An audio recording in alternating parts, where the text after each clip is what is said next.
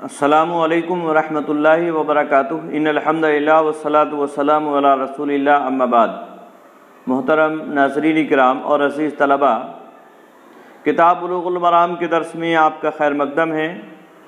باب المواقیت چل رہا ہے، اس کی چند احادیث آپ کی خدمت میں حاضر ہیں۔ چنانچہ پہلی حدیث حضرت ابو ہریرہ رضی اللہ تعالیٰ عنہ سے ہے۔ بیان کرتے ہیں مؤلف: وعن ابی ہریرہ رضی اللہ تعالیٰ عنہ قال قال رسول اللہ صلی اللہ علیہ وسلم اذا اشتد الحر فابردوا بالصلاة فإن شدۃ الحر من فیح جہنم، متفق علیہ۔ حضرت ابو ہریرہ رضی اللہ تعالیٰ عنہ سے مروی ہے، وہ بیان فرماتے ہیں: قال رسول اللہ صلی اللہ علیہ وسلم، اللہ کے رسول صلی اللہ علیہ وسلم نے ارشاد فرمایا: اذا اشتد الحر، جب گرمی سخت ہو جائے۔ اشتد اے قویہ، یعنی سخت ہو جانا، ٹھیک ہے، اور حر کا مطلب گرمی۔ اذا اشتد الحر، جب گرمی سخت ہو جائے، فابردوا بالصلاة، تو نماز کو ٹھنڈا کرو۔ ابرد یبرد، ابراد اس کا معنی ہوتا ہے ٹھنڈا کرنا، اور بالصلاة یہاں صلاۃ سے مراد ظہر کی نماز ہے۔ چنانچہ بعض روایات میں ظہر کے الفاظ ہیں، فابردوا بالظہر کے الفاظ ہیں، یعنی ظہر کی نماز کو ٹھنڈا کرو۔ اور ٹھنڈا کرو کا مطلب کیا ہے؟ یعنی تھوڑا تاخیر سے نماز ادا کرو، یعنی جب گرمی سخت ہو، زیادہ گرمی ہو، تو ایسی صورت میں ظہر کی نماز کو تھوڑا تاخیر سے ادا کرو، تاکہ جو ہے گرمی کی وجہ سے کسی بھی طرح کی کوئی دقت اور پریشانی نماز ادا کرنے میں نہ آئے۔ آئی بات میں؟ اور کتنی تاخیر ہوگی، اس کے تعلق سے بھی بعض روایات میں اس بات کی وضاحت موجود ہے، یعنی سائے تھوڑا سا لمبے ہو جائیں، اس لائق ہو جائیں کہ آدمی اس سائے کے اندر نماز ادا کر سکے،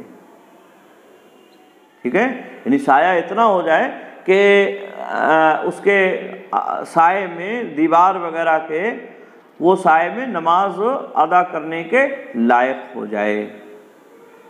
تو بہت زیادہ تاخیر نہیں، مطلب اتنا ہو جائے کہ سائے میں دیوار ہے یا اسی طرح کوئی چیز ہے تو اس کے سائے میں نماز ادا کر لے وہ۔ تو یہ ہے اصل میں حدیث کا معنی اور مفہوم۔ اس کے بعد آپ نے فرمایا فَإِنَّ شِدَّةَ الْحَرِّ مِنْ فَيْحِ جَهَنَّمَ، کہ بے شک گرمی کی شدت، گرمی کی سختی، یہ جہنم کی فیح، جہنم کے سانس لینے کی وجہ سے۔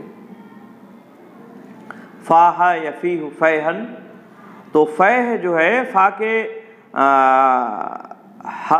فتحہ کے ساتھ، اور اس کا مطلب ہوتا ہے جہنم کی گرمی کی جو شدت ہوتی ہے اس کو کہتے ہیں۔ جہنم کی گرمی کی شدت یا اس کی وسعت، انتشار، جو پھیلاؤ ہوتا ہے اس کو کہا جاتا ہے، ٹھیک ہے۔ اور اسی طرح سے اس کا معنی یہ بھی کہا گیا ہے تنفس، اس کے تنفس، سانس لینا بھی اس کا معنی کیا گیا ہے، ٹھیک ہے۔ یعنی یہ گرمی جو ہے یہ جہنم کے پھیلاؤ کی وجہ سے یا اس کے سانس لینے کی وجہ سے ہوتا ہے۔ اب گرمی کی شدت ہوگی اور ادھر نماز آپ ادا کر رہے ہوں گے، تو جو خشوع اور خضوع ہونا چاہیے وہ خشوع اور خضوع برقرار نہیں رہے گا نماز کے لیے۔ آئی بات میں؟ اور جب سردی مطلب تھوڑا ٹھنڈا ہو جائے گا اور نماز ادا کی جائے گی تو ایسی صورت میں پھر وہ خشوع خضوع کے ساتھ نماز ادا کی جائے گی، جو اللہ رب العالمین کے ہاں مقبول ہوگی۔ متفق علیہ، اس کو امام بخاری، امام مسلم دونوں نے روایت کیا ہے۔ یہ حدیث اس بات کی دلیل ہے سخت گرمی کے زمانے میں ظہر کی نماز کو تھوڑا تاخیر کے ساتھ پڑھنا یہ افضل اور بہتر ہے، ٹھیک ہے۔ اور اکثر و بیشتر اہل علم کا موقف اس سلسلے میں یہی ہے کہ گرمی اگر سخت ہے تو اس موقع پر ظہر کی نماز اول وقت سے ہٹا کر تھوڑا تاخیر سے ادا کی جائے تو یہ زیادہ بہتر ہے، جیسا کہ اس حدیث میں اللہ کے نبی صلی اللہ علیہ وسلم نے بیان فرمایا ہے۔ اور یہ تھوڑا تاخیر کتنا ہوگی اس بات کی بھی وضاحت احادیث میں موجود ہے، اور وہ یہ کہ یعنی سائے اتنے ہو جائیں کہ آدمی ان سایوں میں کھڑا ہو کر نماز ادا کر سکے۔ بہت زیادہ تاخیر کرنے کی ضرورت نہیں، جیسا کہ آج کل ہمارے یہاں ہمارے ملک میں پایا جاتا ہے کہ ظہر کا وقت جو ہے 12:30 بجے یا 12:15 بجے ہو جا رہا ہے، نماز پڑھ رہے ہیں 2 بجے جا کے یا 2:30 بجے جا کے ظہر کی، اور یہ عام اوقات ہی میں نہیں، گرمی یا سردی اس میں کوئی قید نہیں ہوتی ہے۔ تو اس طرح سے تاخیر کرنا یہ حدیث رسول کی مخالفت ہے ایک طرح سے۔ اور پھر اللہ کے نبی صلی اللہ علیہ وسلم نے سخت گرمی کے عالم میں یہ رخصت دی ہے۔ عام حالات میں سردی کا اگر زمانہ ہے تو اسے اول وقت میں پڑھا جائے، یہی بہتر ہے، جیسا کہ اس سے پہلے روایات میں اس بات کی وضاحت موجود ہے۔ ٹھیک ہے، تو بہرحال اللہ رب العالمین نے مسلمانوں کی سہولت کے لیے سخت گرمی کے عالم میں اگر نماز پڑھنا دشوار اور مشکل ہو رہا ہے تو ایسی صورت میں تھوڑا سا ٹھنڈا کر کے پڑھ لینا اس کی اجازت دی ہے، اس کی رخصت دی ہے۔ یاد رہے فَأَبْرِدُوا بِالصَّلَاةِ میں جو امر کا صیغہ وارد ہوا ہے، یہ امر ندب کے لیے، استحباب کے لیے نہیں، پڑھنا، ایسا کرنا ٹھنڈا کر کے تھوڑا تاخیر سے ادا کرنا یہ افضل یا بہتر ہے، واجب اور ضروری نہیں ہے، وجوب کے لیے نہیں ہے۔ یعنی اگر کوئی اول وقت میں سخت گرمی کے عالم میں بھی پڑھ لیتا ہے تو یہ نہیں ہے کہ اس کی نماز نہیں ہوگی یا اس نے بہت بڑا گناہ کر لیا۔ ٹھیک ہے، تو یہ حدیث اس بات کی دلیل ہے کہ گرمی کے زمانے میں ظہر کی نماز تھوڑا ٹھنڈا کر کے ادا کرنا چاہیے۔ اسی طرح سے اس حدیث سے یہ بات بھی معلوم ہو رہی ہے کہ جہنم موجود ہے، اور اسی طرح سے جنت بھی موجود ہے۔ اہل سنت والجماعت کا اس سلسلے میں موقف یہی ہے، اور وہ یہی کہتے ہیں، اتفاق گویا کہ اس بات پر ہے کہ جنت اور جہنم یہ دونوں مخلوق ہیں اور اس وقت بھی موجود ہیں۔ آئی بات میں؟ ہاں، جبکہ بعض گمراہ فرقوں کا اس سلسلے میں خیال یہ ہے کہ جنت یا جہنم ابھی موجود نہیں ہے، اللہ رب العالمین اسے اسی موقع پر بنائے گا۔ تو ان کی یہ بات غلط ہے اور یہ درست نہیں ہے۔ اور یہ جہنم کا سانس لینا یہ حقیقی ہے یا مجازی ہے، اس کے تعلق سے علماء نے اختلاف کیا ہے۔ بعض لوگ کہتے ہیں یہ مجازی ہے، لیکن صحیح اور درست بات یہ ہے کہ یہ حقیقت ہے، یعنی سانس لینا جہنم کا یہ حقیقت پر مبنی ہے، اور جہنم سانس لیتی ہے، جیسا کہ ایک روایت میں اللہ کے نبی صلی اللہ علیہ وسلم بیان فرماتے ہیں کہ جہنم نے اللہ رب العالمین سے شکایت کی اور کہا کہ اے اللہ رب العالمین میرے بعض سے بعض کو کھا رہے ہیں، تو اللہ رب العالمین نے اسے اجازت دی کہ تم سال میں 2 مرتبہ سانس لے سکتی ہو۔ 2 سانس کی اللہ رب العالمین نے اجازت دی۔ تو جب جہنم باہر کو سانس لیتی ہے تو یہ گرمی کا زمانہ ہوتا ہے سخت، اور اسی طرح سے جب سانس اندر کو لیتی ہے تو یہ سردی کا زمانہ ہوتا ہے۔ تو یہ حقیقت پر مبنی ہے، یعنی یہ سانس لینا جہنم کا یہ حقیقت پر مبنی ہے، اور یہ غیبیات میں سے اس کی کیفیت کیا ہے، اس کی وضاحت اللہ اس کے نبی صلی اللہ علیہ وسلم نے نہیں کی ہے، بس ہمیں اس بات پر یقین رکھنا ہے۔ آئی بات میں؟ ہاں، تو یہ بات اچھی طرح سے یاد رہے۔ یہ حدیث امام بخاری امام مسلم دونوں نے روایت کی۔ اسی طرح سے دوسری حدیث ہے وعن رافع بن خدیج رضی اللہ تعالیٰ عنہ قال قال رسول اللہ صلی اللہ علیہ وسلم اصبحوا بالصبح فإنه اعظم لأجورکم رواہ الخمسۃ وصححہ الترمذی وابن حبان۔ حضرت رافع بن خدیج رضی اللہ تعالیٰ عنہ سے مروی ہے، وہ بیان فرماتے ہیں کہ اللہ کے نبی صلی اللہ علیہ وسلم نے ارشاد فرمایا اسبحوا بالصبح، اسبحوا، اصبح یصبح اصباح اے دخل فی الصبح، اس کا معنی ہوتا ہے یعنی صبح کے وقت میں داخل ہوا، اور یہ جو ہے فعل امر ہے اسبحوا یعنی صبح کے وقت میں داخل ہو، آئے بس میں، اور بالصبح اے بصلاۃ الصبح یعنی صبح کے وقت میں داخل ہو صبح کی نماز کے ساتھ۔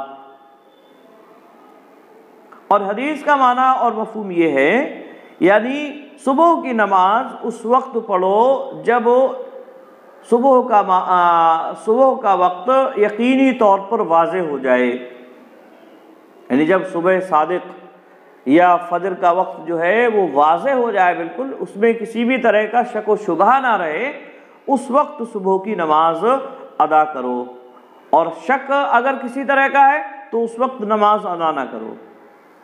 آئے بس میں یہ حدیث کا معنی اور مفہوم ہے۔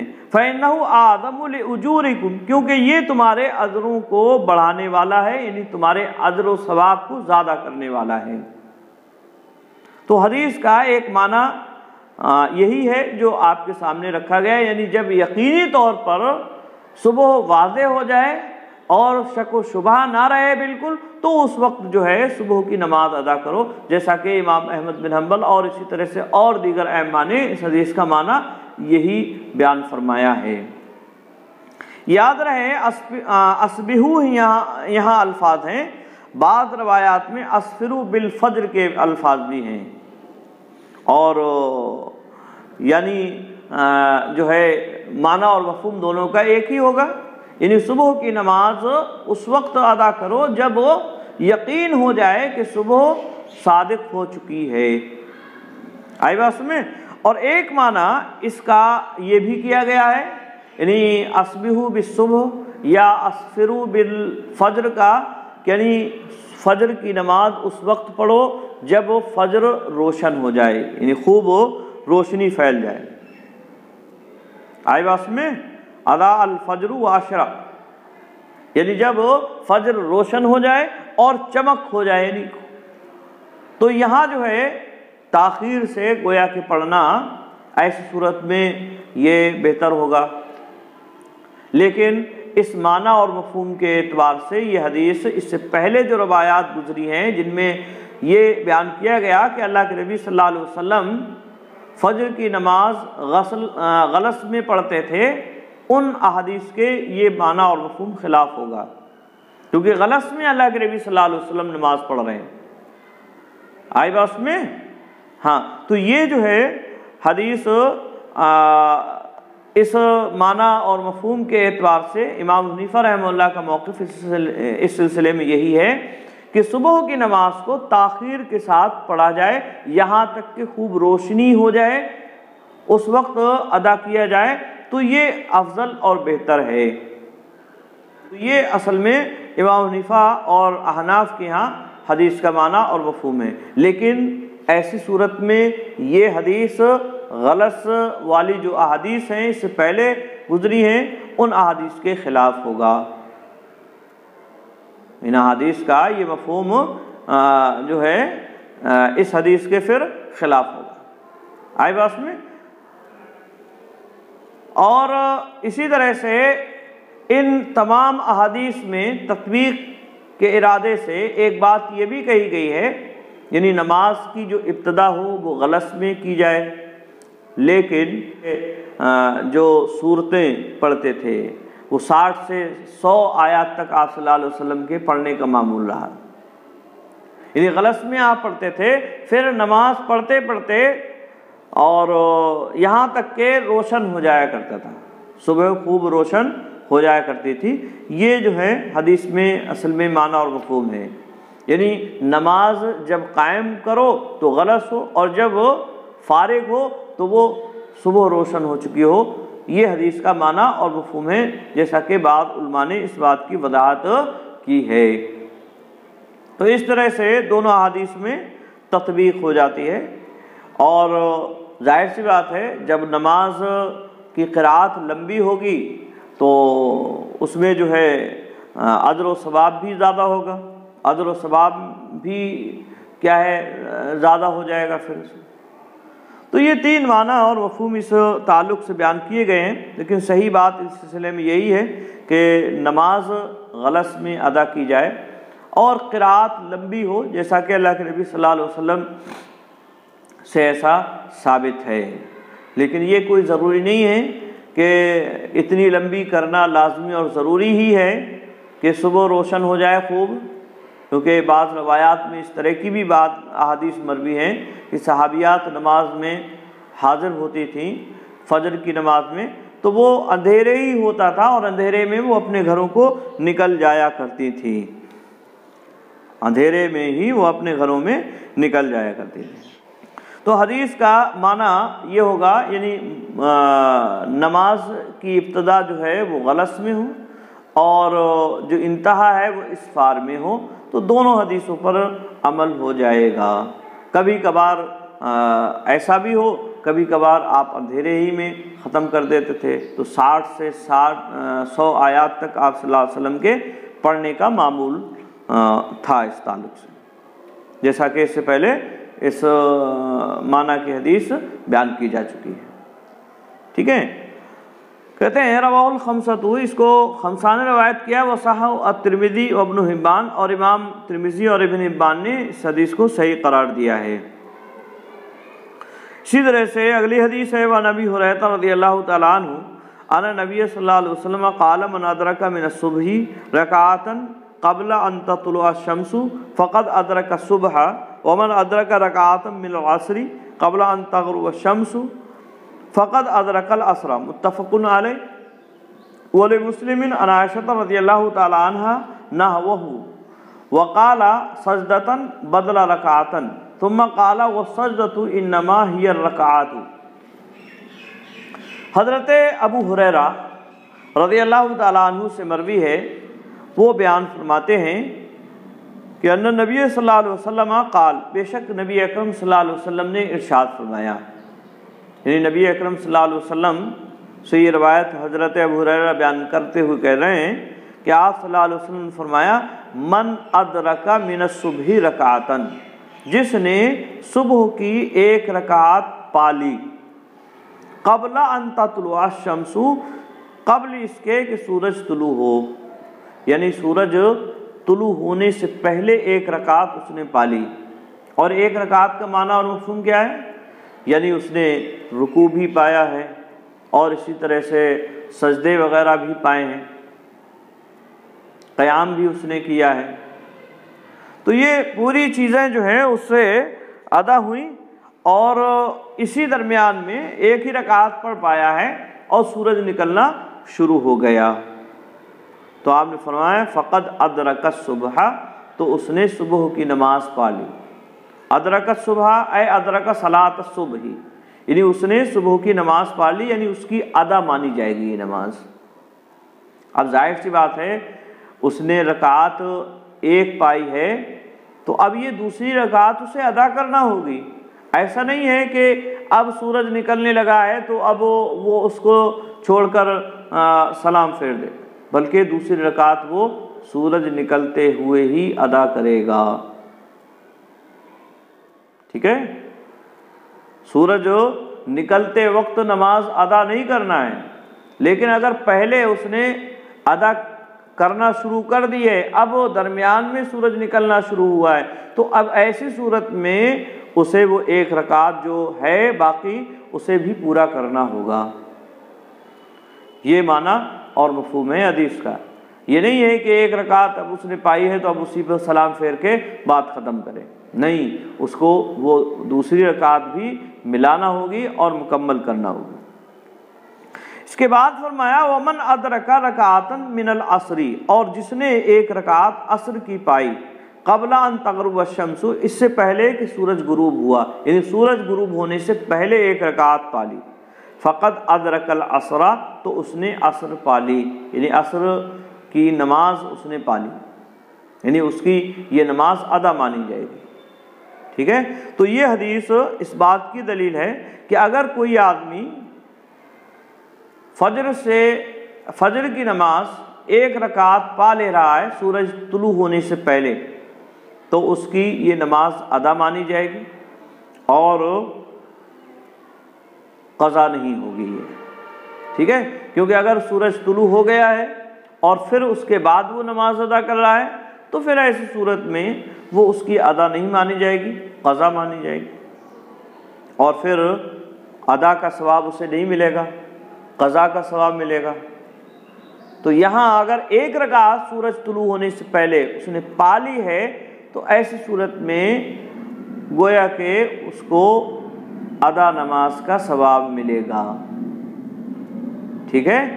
اور اسی طرح سے عصر کے اندر بھی ہے، یعنی سورج غروب ہونے سے پہلے اگر اس نے ایک رکعت پا لی ہے تو اب اسے ادا نماز کا ثواب ملے گا، اور باقی 3 رکعت اسے اگرچہ وہ سورج غروب ہونے کے بعد اس نے ادا کی ہیں، لیکن پھر بھی اللہ رب العالمین کا فضل و کرم ہے کہ اللہ رب العالمین اسے پورا ثواب عطا فرمائے گا، ادائیگی کا ثواب عطا فرمائے گا۔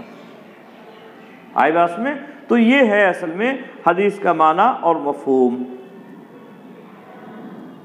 تو یہ حدیث اس بات کی دلیل ہے۔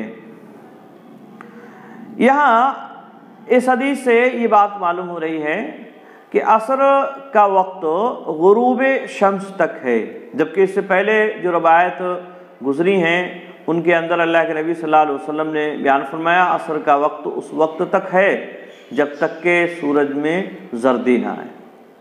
تو یہ حدیث اس کے مخالف نہیں ہے، بلکہ دونوں احادیث کا معنی اور مفہوم یہ ہے کہ اصل میں عصر کے 2 وقت ہیں، ایک وقت مختار یعنی پسندیدہ، اور ایک وقت ضرورت یعنی جو ضرورت کے وقت ضرورت کا وقت ہے وہ، اور وقت مختار وہ ہے جو سورج میں زردی آنے تک رہتا ہے، یعنی اس وقت تک عصر کی نماز ادا کر لی جانا چاہیے، ٹھیک ہے؟ اور اگر کسی مجبوری کی وجہ سے، شرعی مجبوری کی وجہ سے، یعنی وہ سفر وغیرہ میں ہے یا بیدار نہیں ہو سکا، وہ سو کر اٹھا ہے اور نماز اسے پڑھنا ہے، تو یہ ضرورت والا وقت مغرب تک ہے، یعنی سورج کے غروب ہونے تک یہ وقت موجود رہے گا۔ اور ایسی صورت میں اگر کسی ضرورت کے تحت اس سے یہ نماز چھوٹ گئی ہے تو اللہ رب العالمین اس کی یہ نماز ادا مانے گا، یعنی اللہ کے یہاں یہ ادا مانی جائے گی۔ آئی بات میں؟ تو یہ حدیث اس بات کی دلیل ہے، اور حدیث کا معنی اور مفہوم یہی ہے کہ یہ ایک طرح سے اللہ رب العالمین نے اپنے بندوں کو چھوٹ دی ہے، ضرورت کے تحت یہ وقت ہے، اور ضرورت کے وقت اگر کسی کی نماز کسی وجہ سے چھوٹ گئی ہے تو وہ غروب شمس سے پہلے تک اگر ایک رکعت بھی پا لیتا ہے تو اسے ادا مانی جائے گی، اس کی نماز ادا مانی جائے گی۔ آگے کہتے ہیں وَلِمُسْلِمٍ عَنْ عَائِشَةَ رضی اللہ تعالی عنہ نحوہ، اور مسلم میں حضرت عائشہ رضی اللہ تعالی عنہ سے اسی کے معنی میں، یعنی یہ جو روایت بخاری اور مسلم کے حوالے سے حضرت ابو ہریرہ رضی اللہ تعالیٰ عنہ کی گزری ہے، اسی کے معنی اور مفہوم کی روایت مسلم میں بھی ہے حضرت عائشہ رضی اللہ تعالیٰ عنہ سے، یعنی صرف مسلم میں بھی ہے، اور یہ حضرت عائشہ رضی اللہ تعالیٰ عنہ سے۔ وقال، اور اس میں آپ نے فرمایا سجدتن بدل رکعتن، یعنی رکعتن کی جگہ آپ نے وہاں سجدتن کے الفاظ ہیں وہاں، یعنی جس نے ایک سجدہ پا لیا عصر کی نماز کا سورج غروب ہونے سے پہلے تو اس نے عصر کی نماز پا لی، یا اسی طرح سے جس نے ایک سجدہ پا لیا فجر کی نماز کا سورج کے طلوع ہونے سے پہلے تو اس نے فجر کی نماز پا لی۔ یہ اصل میں حدیث کا معنی ہے، یعنی مسلم کی روایت میں سجدتن کے الفاظ ہیں رکعتن کی جگہ، لیکن سجدتن جو آیا ہے یہ بھی رکعتن کے ہی معنی میں ہے، چنانچہ کہتے ہیں ثم قال، پھر آپ صلی اللہ علیہ وسلم نے فرمایا وَالسَّجْدَةُ إِنَّمَا هِيَ الرَّكَعَةُ، کہ سجدہ جو ہے حقیقت میں یہ رکعت ہے، سجدہ جو ہے یہ حقیقت میں کیا ہے؟ رکعت۔ کبھی کبھی جز بول کر کل مراد لے لیا جاتا ہے، کبھی کبھی جز بول کر کل مراد لیا جاتا ہے، یعنی ایک حصہ بول دیا اور اس سے مراد کیا ہوتا ہے؟ پورا اس سے جو ہے مراد ہوا کرتا ہے۔ تو ایسے ہی سجدہ بولا، لیکن یہاں مراد کیا ہے؟ یعنی پوری رکعت، یعنی رکعت کا ایک جز ہے جو، کیونکہ رکعت جو ہے قیام ہے، پھر رکوع ہے اور اسی طرح سے سجدہ ہے، تو اس پورے کا نام ایک رکعت ہے۔ لیکن ایک جز بول دیا یعنی سجدہ، اور مراد کیا لیا گیا؟ پوری رکعت۔ تو کبھی کبھی عربی زبان میں ایسا ہوتا ہے، یہ اسی طرح سے اور زبانوں میں بھی ایسا ہوتا ہے کہ کبھی کبھی جز بول کر کل مراد لیا جاتا ہے، اور کبھی کبھی اس کے برخلاف بھی کہا جاتا ہے، یعنی کبھی کل بولا جاتا ہے اور جز مراد لیا جاتا ہے۔ جیسے کہتے ہیں اکلت السمک، میں نے مچھلی کھائی۔ اب ظاہر سی بات ہے پوری مچھلی تھوڑی کھاتا ہے، بہت بڑی مچھلی ہے، اس میں سے آدھا کلو آدمی لے کر آیا ہے اور کھا رہا ہے، لیکن کہہ کیا رہا ہے؟ اکلت السمک، میں نے مچھلی کھائی۔ تو پوری مچھلی نہیں بلکہ مچھلی کا ایک جز اس نے کھایا ہے۔